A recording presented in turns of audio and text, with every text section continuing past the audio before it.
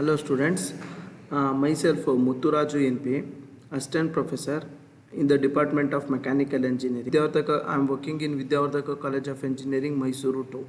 Today I will explain the superheated single stage turbine that I will explain. See, the problem statement is like this.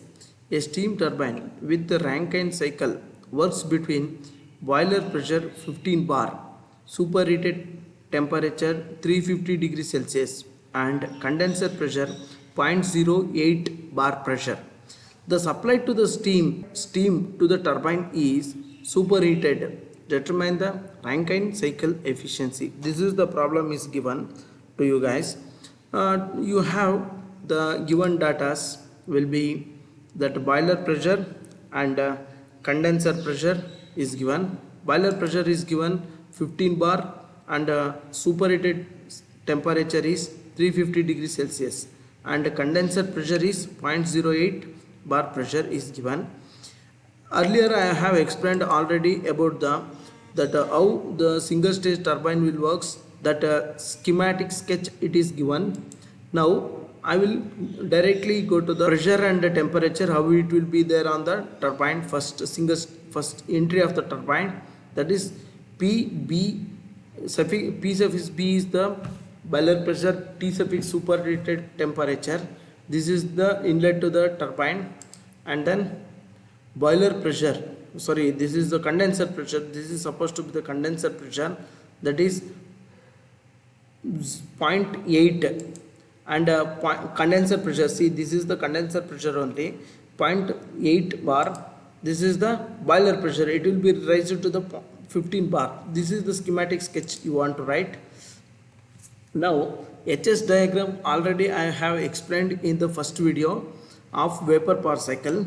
You please refer to this if you not understand these lines and all. Boiler pressure, superheated temperature, and this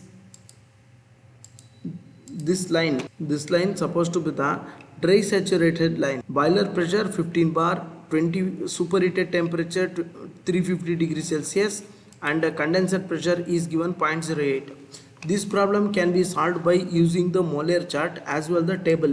Let me solve this problem by using the table method and then we can go to the, this is the molar chart, actual molar chart. Here you have 20 bar and 10 bar. In between you can mark the 15 bar pressure. In molar chart you can see find this one easily.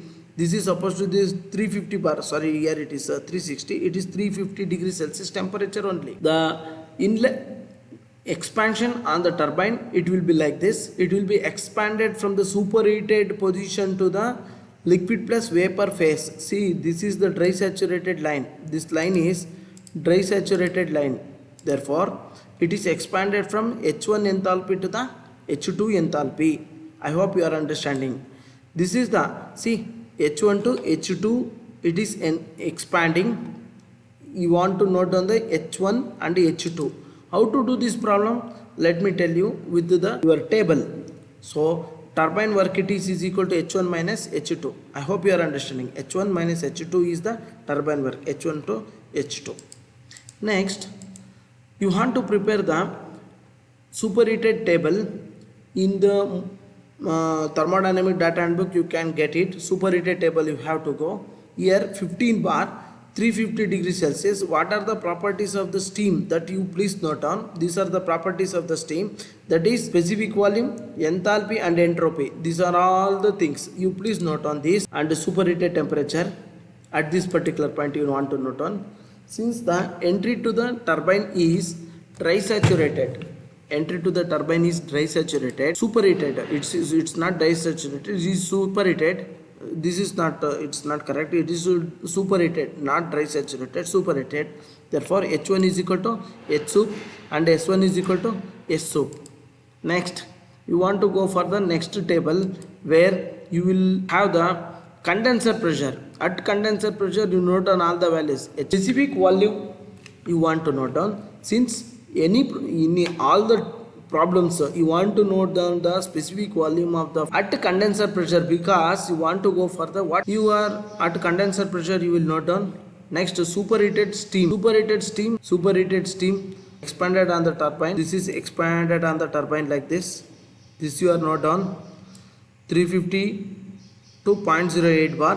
Whatever the pressure and temperature will be there, that you can note down. Next, H1, H2. So H2 is equal to HF plus XHFG. Why? Because it is liquid plus vapor phase. This one is liquid plus vapor phase. That's why it is H2 is equal to HF plus superheated steam is over. Superheated expanded on the turbine. It is reaches the wet condition. Therefore, it is liquid plus vapor phase. You put all the values, but you don't know the value of X. This one S1 is equal to S2. This one you want to use. You know isentropic expansion concept. S1 is equal to Sg. Okay. S1 is equal to Sg. 7 points. This one from the table you note down. This is superheated temperature.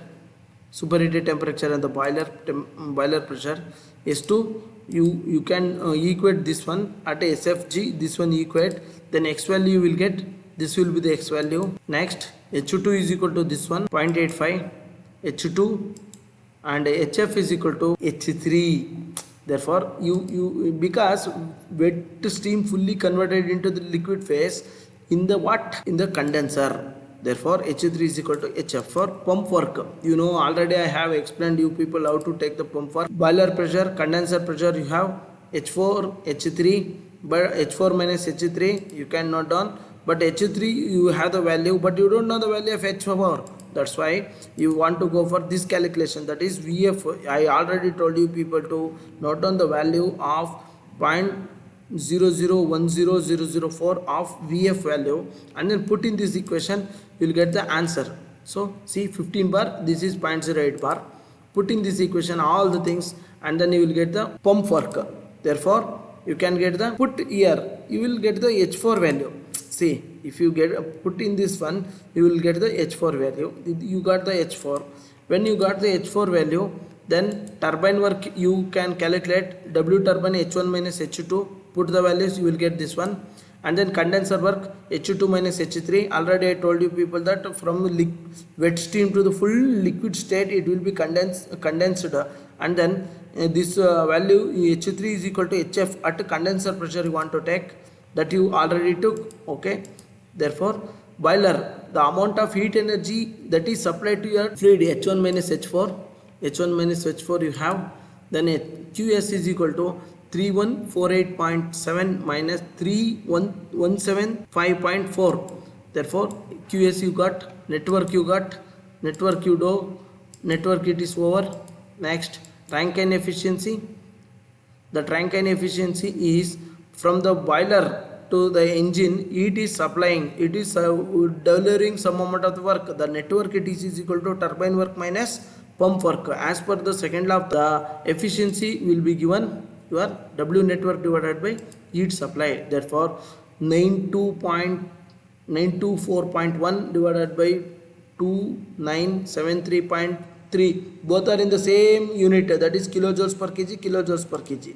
Therefore, this efficiency is 31%. Thank you.